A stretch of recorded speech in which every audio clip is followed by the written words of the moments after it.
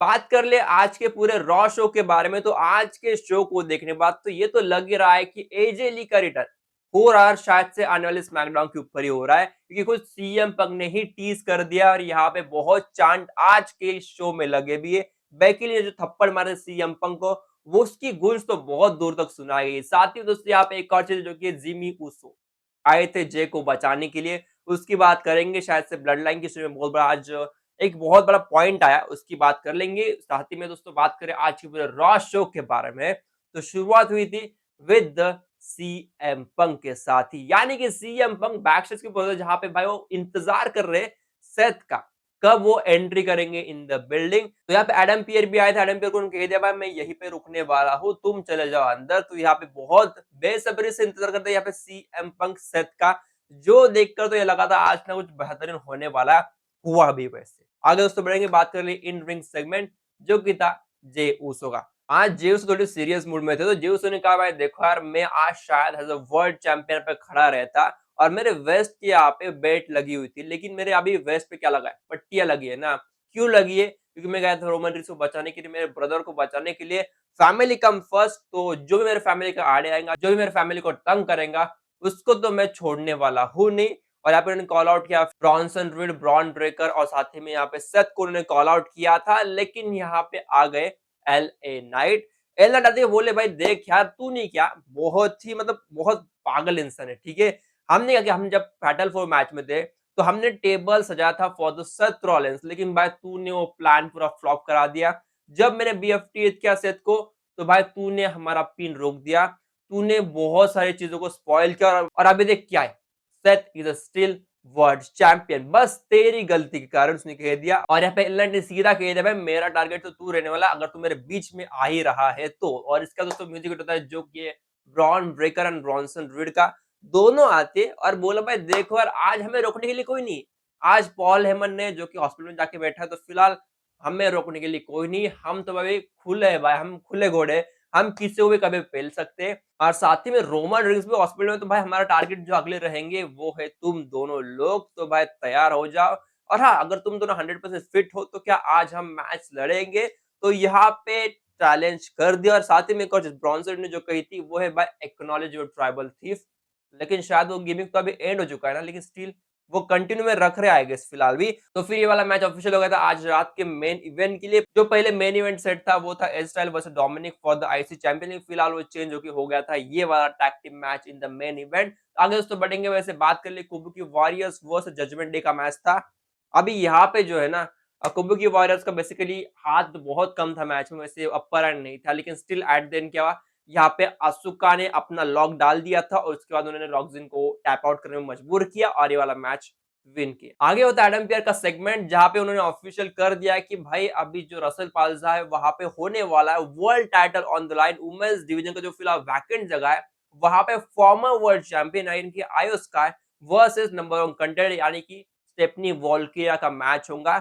जो जीतेगा वो होने वाला है नया वर्ल्ड चैंपियन। तो उन्होंने अनाउंस किया, रसल पाल्जा में वाला मैच ऑफिशियली अनाउंस भी हो चुका है। Finn Balor versus Dragon Lee का होता है अगला मैच, और इस वाले मैच में कहा जाता है डेफिनेटली यहाँ पे जो था ना भाई, इंटरप्शन तो डेफिनेटली होना था मैकडॉनल्ड का, जो कि हुआ भी है। और एट देन क्या यहाँ पे कोटा ग्रास लगा दिया है, पिन किया, विन किया, Finn is still the winner of this match. फिर बाद में बैकस्टेज को होता है पे Dominik Mysterio, Finn and MC रहते हैं, जहां पे एडम पियर आके बोल देते हैं कि भाई तुम दोनों आज रिंग साइड से बैन हो। डोमिनिक के मैच में से ऑफिशियली हो गया था अनाउंस, तो फिन तो बहुत खुश थे भाई इसके कारण। फिन को तो वही चाहिए था कि डोमिनिक ऑन द टारगेट रहे, और वो आज उनके लिए हो भी चुका है। आगे से बढ़ते बात कर ले new day versus penta and War Riders का मैच था। तो अगर इस वाले मैच की बात किया तो डेफिनेटली या तो कुछ बड़ी कहानी यहाँ पे थी नहीं, तो भाई मैच में दम भी नहीं था। तो मैच की बात करूं एट द रिजल्ट, जो कि था मैक्सिकन डिस्ट्रॉयर लगा दिया, पिन किया, विन किया, and the winner are Penta and War Raiders of this match. तो ही हुआ है दोस्तों आज के एंड में। आगे होता है बैकस्टेज के ऊपर सेगमेंट, जो कि होता है बेली के लिए, जहां पे आती है लायरा वोल्कर, उनको पूछ रही थी भाई क्या हो रही तबियत, फिलहाल क्या चल रहा है बेली का हाल। तो एडम पियर ने बता दिया कि भाई देखो बेली बहुत जल्दी रिटर्न करने वाले, उन्होंने कह दिया है। अभी तक कुछ ज्यादा अपडेट आई है नहीं, लेकिन उन्होंने कह दिया कि कुछ ना कुछ होने वाला, और साथ ही में नेक्स्ट वीक के लिए उनको जजमेंट डे के खिलाफ एक मैच मिलने वाला लायरा वोल्किना को, ठीक है, तो ऑफिशियल से अनाउंस कर दिया। बात कर ले एजे स्टाइल वर्सेस डोमिनिक मिस्टीरियो का for the IC championship match, तो भाई यहाँ पे बेसिकली क्राउड जो पगला गई थी भाई, क्या क्राउड है, फ्रांस की 23,000 ऑडियंस थी यहाँ पे, और लगभग 15 मिनट तक वो जो एसएल के चांट थे, फिनोमिनल के चांट थे, वो लगातार गा ही रहे थे, और भाई क्या अलग फील दिया। फिर बाद में डोमिनिक आए, मैच का ऑफिशियली स्टार्ट होने से पहले डोमिनिक ने आप एजे स्टाइल को पेल दिया, तो ऑब्वियसली बात है एजे स्टाइल का हाथ तो बहुत कम था मैच में, लेकिन स्टिल बाद में थोड़ा कंट्रोल में तो आ गए थे, लेकिन यहाँ पे आ गए अमेरिकानो ग्रांडे, उन्होंने कर दिया इंटरप्शन। फिर बाद में रिंग के अंदर जाने के बाद डोमिनिक ने हिट किया एक स्प्लैश और फिर पिन किया, and still he is the winner of this match, और स्टिल टाइटल उनके पास ही है। तो अभी तक एजे स्टाइल की कहानी इनकम्प्लीट रह रही है ड्यू टू जो कुछ इंटरप्शन हो रहा है फिलहाल के दिनों में डोमिनिक के मैचेस में, वो तो भाई बंदे को बहुत ज्यादा तंग करते हुए जा रहा, तो भाई आज भी वही हुआ है। चलो अभी आते हैं अगला सेगमेंट जिसके लिए मैं बहुत इंतजार किया था, जो कि था सीएम पंक का सेगमेंट, जहां पे उनको पता चल गया था कि सेथ रॉलिंस और Becky Lynch are already in the building. कहां से है पता नहीं, गेट के ऊपर खड़ा था, लेकिन स्टिल वो पहले से बिल्डिंग के अंदर, ऐसा पता चल गया था एडम पियर की तरफ से।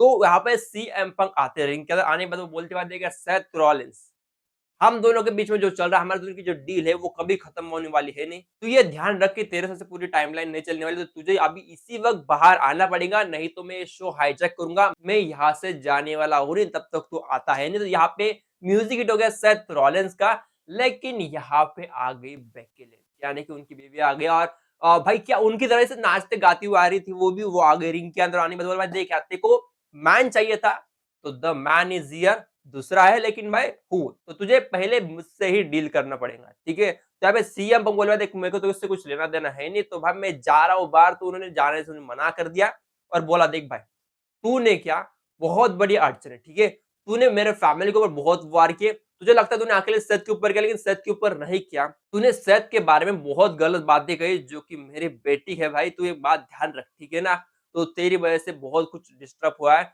तो ध्यान रख, तुझे मेरे पूरे रास्ते से अलग रहना पड़ेगा, और तुझे कभी नहीं मिलेगा जो कि सेथ के पास है, ठीक है ना, तू कभी भी वर्ल्ड चैंपियन नहीं बनेगा, ऐसा उन्होंने अल्टीमेटली कह दिया। और यहाँ पे एजे ली के चांट, भाई क्या बूस्टअप लिया था, और यहाँ पे एजेंट के चार्ट के ऊपर बेगिन गवाही देखा, तुम जो चार्ट लगा रहे थे ना, तुम जो चार्ट लगा रहे हो तो यहाँ पे मतलब नहीं बनने वाला, उसने ऐसा कह दिया। फिर बाद में यहाँ पे सीएम बनने वाला, भाई तू देख यार, तू तेरा जो हस्बैंड है ना, तो उसको जल्दी से बाहर बुला, वो एक जोकर है, तेरे पास फोन है तो फोन लगा, उसको बाहर बुला ले, मुझे उससे बात करनी है, और मुझे बोलना है कि मेरे और उसके बीच में जो वॉर है वो कभी भी खत्म होने वाली ही नहीं है।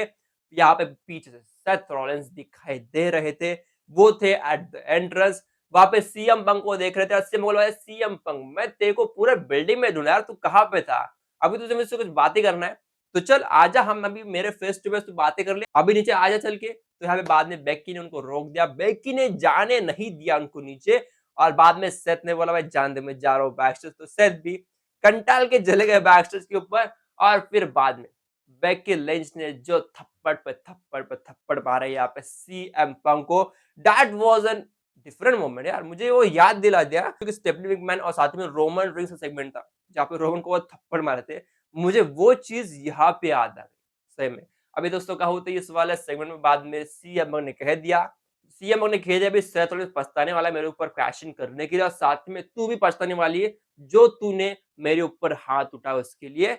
और बाद में बैक स्टेज के ऊपर जाते हुए सीएम पंक ने बात की एडम पियर्स, और एडम पियर्स ने कह दिया कि आने वाला स्मैकडाउन शो होने वाला है at the Chicago, home sweet home कह दिया, और बंदा रेडी, स्मैकडाउन के ऊपर बंदा आ रहा है, और रॉ के ऊपर से तो ऑलरेडी आने वाला था, लेकिन बंदे का वो स्मैकडाउन कहाँ पे होने वाला है, बंदे ने वो पूछ लिया पहले। तो अभी इंटरेस्टिंग मौका यहाँ पे कि क्या होता है एट द शिकागो, या फिर आती है एजे ली का रिटर्न, उसके चांसेस अभी फिलहाल बढ़ भी चुके हैं। चलो अभी आते हैं मेन इवेंट के ऊपर, L Knight Jey Uso versus Bron and Bronson Reed का मैच था, और मैच में कहा जाए तो यहाँ पे एल नाइट को वन साइड के ऊपर पेलना स्टार्ट किया था शुरुआत से लेकर लगभग एंड तक, लेकिन बाद में जब यहाँ पे जे उसो आए थोड़ा सा अपर हैंड लिया, लेकिन स्टिल एट देन यहाँ पे स्पीयर मार के ब्रॉन ब्रेकर ने ये वाला मैच पिन करके विन करा दिया अपने टीम के लिए। लेकिन इतने में तो रोकने वाले थे नहीं, तो यहाँ पे बसर स्टार्ट थी, एक स्पीयर मार दिया एल नाइट को, एल नाइट हो गया साइड, फिर स्पीयर मारा पे जे उसो को, जा रहे थे सुनामी के लिए, सुनामी मारी जे उसो को, फिर से पेलने वाले थे, लेकिन यहाँ पे म्यूजिक हो गया जो कि था जिमी उसो का, जिमी ऊसो आते और बाद में स्टील चलाता है बंदा, तो भाई यहाँ पे डेफिनिटली भाग गए थे ब्रॉन एंड ब्रॉनसन रीड। तो भाई यहाँ पे एट द एंड जे ने कहा जिमी को, आई नीड यू, ये कह दिया। तो भाई ये सुनने के बाद तो मुझे वही लगा है कि ये जो ब्लड लाइन की कहानी फिर से स्टार्ट हो रही है, यानी कि टैग टीम का फिर से वो आने वाला है सिलसिला। और भाई जो एक सीन रहेगा, मैं डेफिनेटली ये चाहूंगा कि ये हो जाए फिर से टैग टीम विनर्स, और शायद अगर ऐसा हो रहा है तो मैं रोमन को फिर से वर्ल्ड चैंपियन देख रहा हूँ। यानी कि ब्लड लाइन की कहानी बहुत जल्दी स्टार्ट हो रही है। और यहाँ पे मैं कुछ और बोलना चाहता हूँ जो कि सेथ के बारे में, यानी कि सेथ और रोमन रिंग्स, इनके मैच तो होंगे कभी ना कभी, लेकिन उसमें मैं कहूंगा फिलहाल के लिए Roman rings and Seth Rollins, और रिसेंटली इस साल में फॉर द वर्ल्ड टाइटल नहीं होना, नहीं होने वाला, बिल्कुल नहीं। क्यों नहीं होगा इसकी बात मैं कल करूँगा, ठीक है? कल हम इसकी बात लेके आएँगे क्या होने वाला है सेथ और रोमन के बीच में, और क्यों रोमन फिर भी चैंपियन नहीं बनने वाला। वो पूरी कहानी लेके आएँगे, इन डिटेल जाएँगे, और क्या इसके बीच का एक स्टोरी रहती है, वो भी लेके आएँगे, ठीक है? इन डिटेल जाना पड़ेगा। तो फिलहाल वीडियो में यही रुकता हूँ। मिलते हैं कल, कल आएँगे with one more video, one more interesting topic. Till then channel को लाइक, सब्सक्राइब, शेयर कर दो। मिलते हैं कल, तब तक के लिए दोस्तों, बाय।